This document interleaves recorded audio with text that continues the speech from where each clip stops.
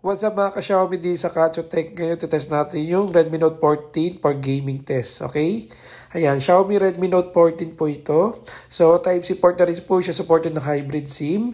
At the same time, 108 megapixel yung main camera and then selfie camera is 20 megapixel. Dual speakers na rin po ito, supported na IR blaster guys. Screen recording Gorilla Glass 5 na rin po siya. At the same time, AMOLED display, 120Hz refresh rate po. Ayan, 128GB yung variant po natin guys. At the same time, yung RAM po niya is 6GB RAM. And then, may RAM expansion na rin yan hanggang 12GB of RAM 6 plus 6A.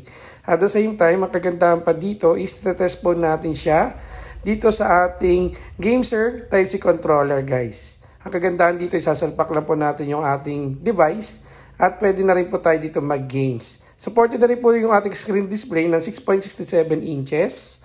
Ayan guys, ganyan po siya kaganda. Mapapansin po ninyo. Malaki po yung kanyang screen at ma-appreciate po natin ito.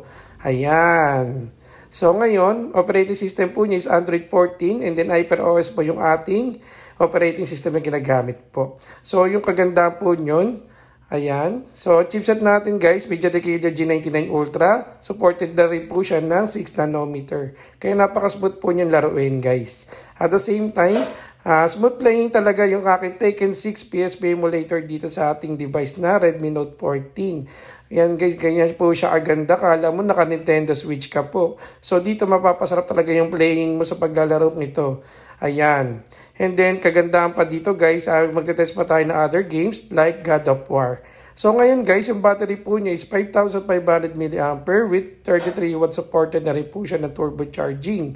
Ganyan po yung kaganda guys. Okay? Biruin mo 5,500 mAh yung battery. Tapos, mabibiling mo lang ito sa halaga yung bayad na ano natin guys. Napaka affordable price. Diba? So, ngayon guys, ayan, tuloy lang po yung ating paglalaro. At the same time, may IP rating supported na rin po siya ng IP54.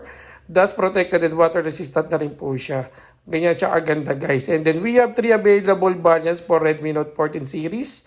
Yung gamit natin ngayon is Redmi Note 14 6 plus 128 po. Bali, price po niya is 7,999. And then yung isang variant naman po natin is Redmi Note 14 8 plus 128 naman po siya for 8,999. And the last, Redmi Note 14 8 plus 256 po yung ating pinakauling variant po natin. Mabibili mo sa halaga 9,999. At the same time, ayan, smooth playing talaga yung paglalaro po natin dito sa God of War, ang ating PSP emulator. May kita naman po sa ating graphics and sa paglalaro po. Napaka-smooth, grabe guys. Talagang mag-enjoy po kayo.